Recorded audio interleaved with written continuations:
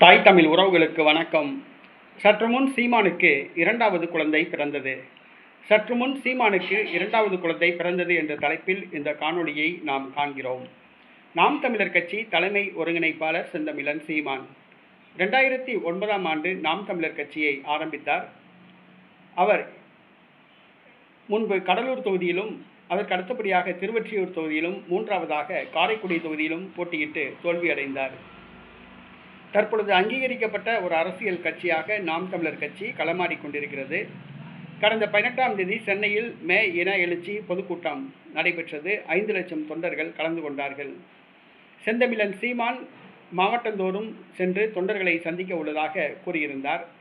இந்த சூழ்நிலையில் சற்று முன் செந்தமிழன் சீமான் அவர்களுக்கு இரண்டாவது பெண் குழந்தை பிறந்துள்ளது. முதலாவது குழந்தை ஆண் குழந்தை பிரபாகரன். தற்பொழுது சீமான் கயல்விழி இணையருக்கு சற்று முன் பெண் குழந்தை பிறந்துள்ளது.